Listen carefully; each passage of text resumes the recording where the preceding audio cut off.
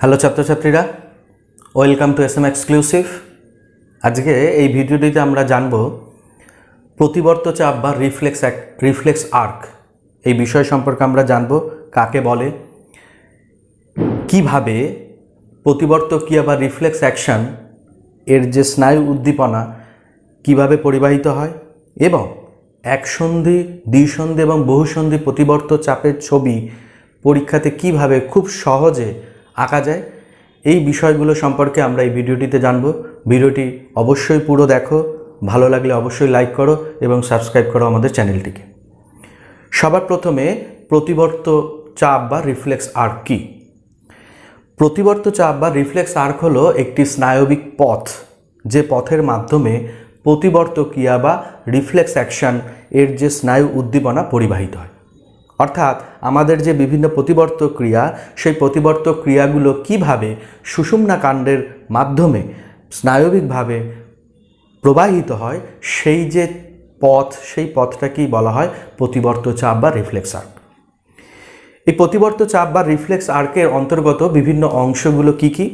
সবার প্রথমে আমাদের দেহের মধ্যে বিভিন্ন ধরনের উদ্দীপনা গ্রহণ করার জন্য, অর্থাৎ আমাদের দেহের বাইরে থেকে যে বিভিন্ন উদ্দীপনা আসে, সেই উদ্দীপনাগুলোকে ধরবার জন্য আমাদের শরীরের বিভিন্ন অংশে বিভিন্ন ধরনের রিসেপ্টর রয়েছে।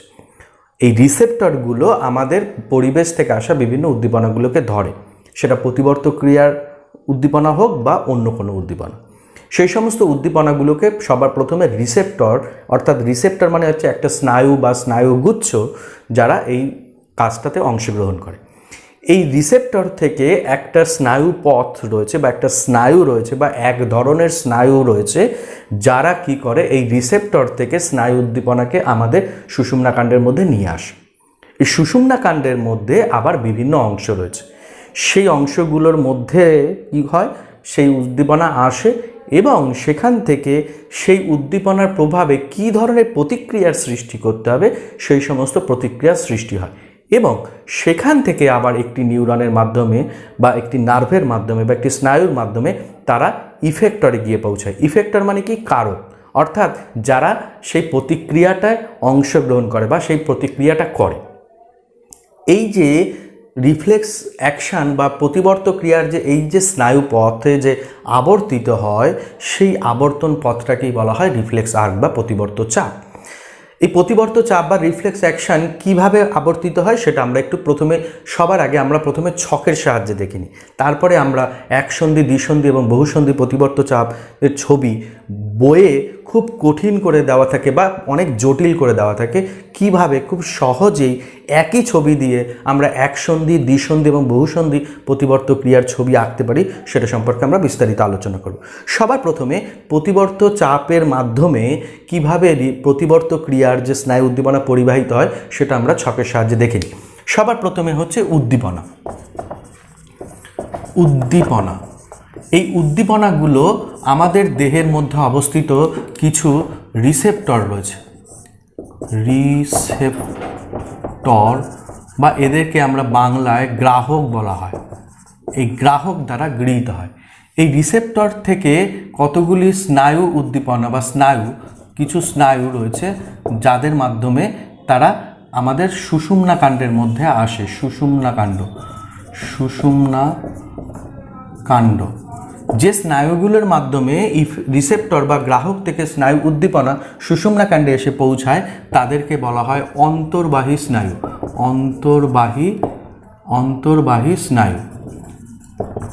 অন্তর্বাহী স্নায়ু। এই সুষুম্না কাণ্ড থেকে প্রতিক্রিয়া সৃষ্টির পর তারা আবার একটি নার্ভের মাধ্যমে কোথায় আসে? ইফেক্টর বা কারক বলা হয় একে। এই কারকের মধ্যে আসে।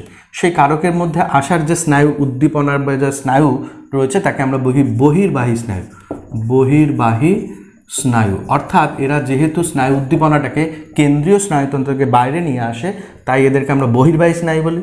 এরা রিসেপ্টর থেকে উদ্দীপনাটাকে কেন্দ্রীয় স্নায়ুতন্ত্রের মধ্যে নিয়ে যায়, তাই এদেরকে আমরা অন্তর্বাহী স্নায়ু বলি এবং সেখান থেকে আমরা সাড়া বা রেসপন্সটা আমরা পাই।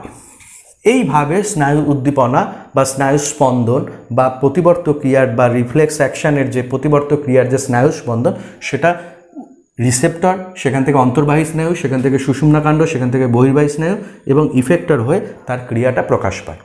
এবারে আমরা দেখে নেব একসন্ধি এবং দ্বিসন্ধি এবং বহুসন্ধি প্রতিবর্ত চাপ বা রিফ্লেক্স আর্কের কীভাবে ছবিটা খুব পরীক্ষায় সহজে আমরা আঁকতে পারি। সবার প্রথমে আমরা কি করব, সবার প্রথমে আমরা একটা সুষুম্নাকাণ্ডের একটা প্রস্থচ্ছেদ আমরা এঁকে নেব। একটি সুষুম্নাকাণ্ডের প্রস্থচ্ছেদে প্রধানত 3টে অংশ দেখতে পাওয়া যায়, আমি সেই অংশগুলো মেনশন করছি। এইটা আমরা একটা সুষুম্নাকাণ্ডের প্রস্থচ্ছেদ এঁকে নিলাম এবং এখান থেকে আমরা সুষুম্নাকাণ্ডের একটা ক্রস সেকশন আমরা বা প্রস্থচ্ছেদ আমরা এঁকে নিলাম। এই প্রস্থচ্ছেদ আঁকার পর সেই প্রস্থচ্ছেদের মধ্যে এই যে সুষুম্নাকাণ্ডের মাঝখানে এইটা হচ্ছে সুষুম্নাকাণ্ডের অংশ, সুষুম্নাকাণ্ডের মাঝখানের যে অংশটা সেটাখানে থাকে ধূসর বস্তু, অর্থাৎ এই মাঝখানের অংশটা একটু ডিপ রঙের হয়, এটাকে এই অংশটাকে যে বস্তুটা থাকে তাকে বলা হয় ধূসর বস্তু, ধূসর বস্তু। আর সুষুম্নাকাণ্ডের বাইরের দিকে যে অংশটা থাকে সেটাকে বলা হয় শ্বেত বস্তু, সেটাকে বলা হয় শ্বেত বস্তু। অর্থাৎ বাইরের দিকে ভেতরের দিকে যে ধূসর রঙের অংশটা দেখতে পাওয়া যায় তাকে বলা হয় ধূসর বস্তু এবং শ্বেত বস্তু। এই ধূসর বস্তুর মাঝখানে এরকম একটি অংশ দেখতে পাওয়া যায় যেটাকে বলা হয় সেন্ট্রাল ক্যানেল বা কেন্দ্রীয় নালী, কেন্দ্রীয় নালী, এই অংশটাকে বলা হয় কেন্দ্রীয় নালী। এবার এই সুষুম্নাকাণ্ডের যে ধূসর বস্তু রয়েছে এর মধ্যে এরকম আমরা দেখতে পাচ্ছি যে দুপাশেই তিনটে, অর্থাৎ এটা ডান দিক, এটা বাঁ দিক, বা আমার যদি ছবি অনুসারে আমরা দেখি তাহলে এটা বাঁ দিক, এটা ডান দিক। তাহলে এই অনুসারে এইখানে দেখো 3টে করে শৃং বা শিংয়ের মতো দেখা যাচ্ছে। সুষুম্নাকাণ্ডের এটা হচ্ছে সম্মুখ প্রান্ত, এটা হচ্ছে পশ্চাৎ প্রান্ত। এই জন্য এই পশ্চাৎ প্রান্তের দিকে যে শিংটা রয়েছে তাকে আমরা বলি পশ্চাৎ শৃঙ্গ, পশ্চাৎ শৃঙ্গ,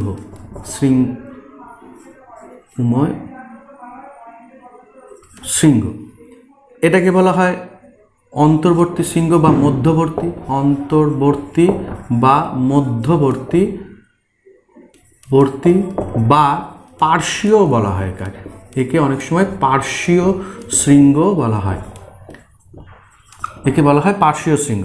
আর এই যে সম্মুখ প্রান্তে যে শৃঙ্গটা রয়েছে একে বলা হয় সম্মুখ শৃঙ্গ, সম্মুখ শৃঙ্গ, একে বলা হয় সম্মুখ শৃঙ্গ।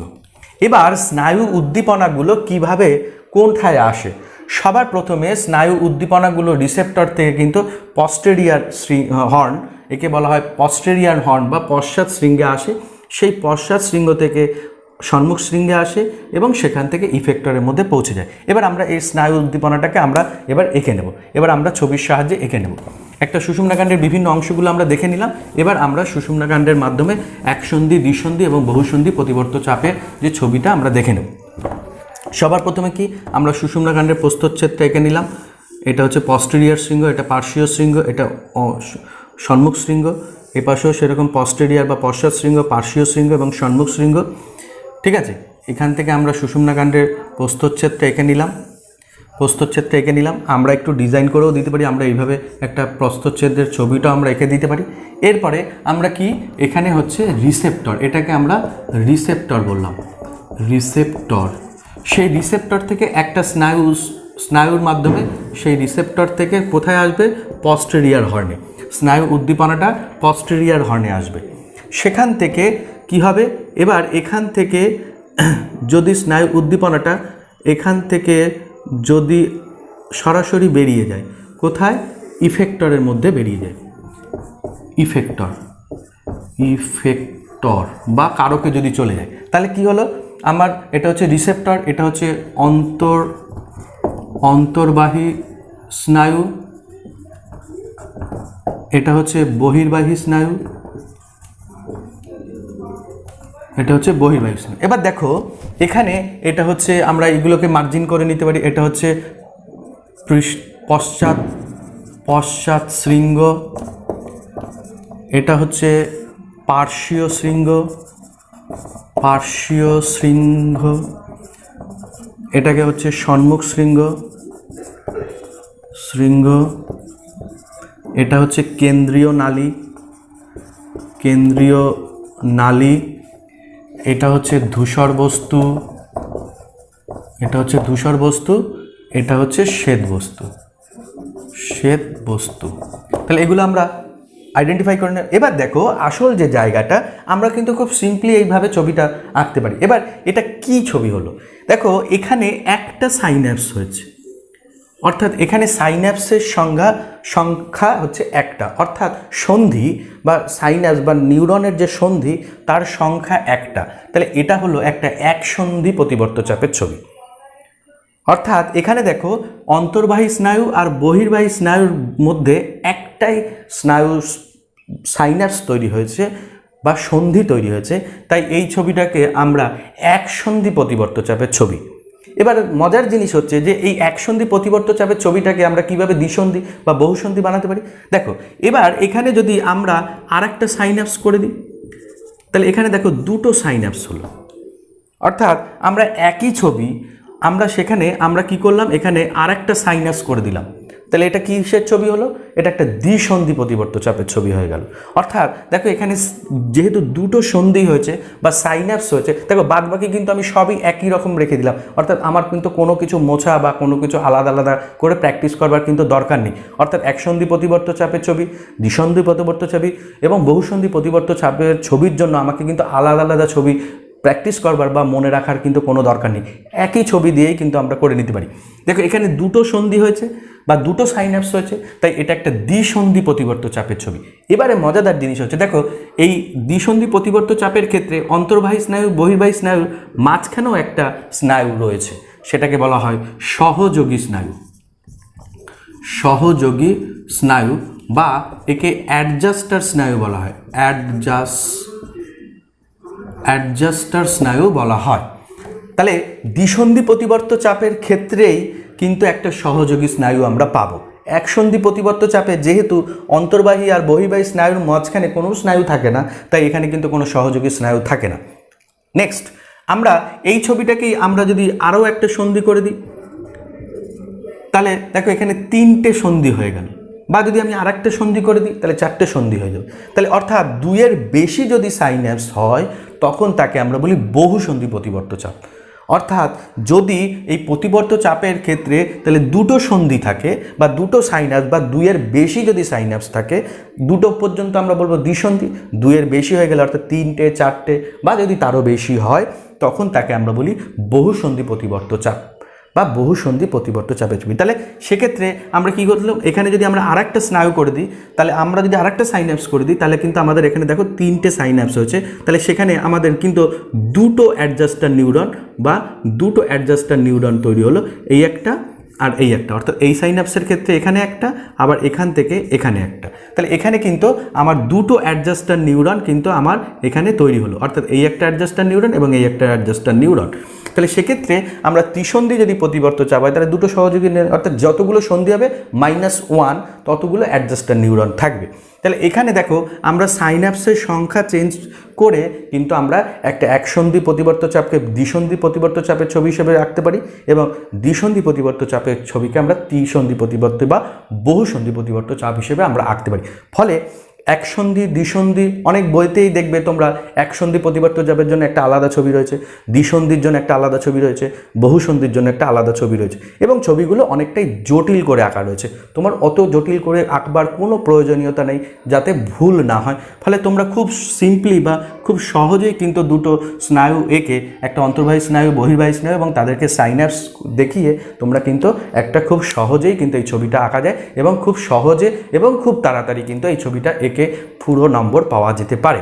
ফলে একটা একসন্ধি প্রতিবর্ত চাপ, দ্বিসন্ধি প্রতিবর্ত চাপ এবং বহুসন্ধি প্রতিবর্ত চাপের জন্য কিন্তু আলাদা করে কোনো ছবি প্র্যাকটিস করবার কোনো দরকার হয় না। শুধুমাত্র একটা ছবি প্র্যাকটিস করেই কিন্তু তোমরা কিন্তু বিভিন্ন ধরনের যে প্রতিবর্ত চাপ বা রিফ্লেক্স আর্কের ছবি কিন্তু তোমরা প্র্যাকটিস করতে পারো এবং পরীক্ষায় কিন্তু এটা খুবই উপকারী। ভিডিওটি ভালো লাগলে অবশ্যই লাইক করো এবং সাবস্ক্রাইব করো আমাদের চ্যানেলটিকে। অনেক অনেক ধন্যবাদ।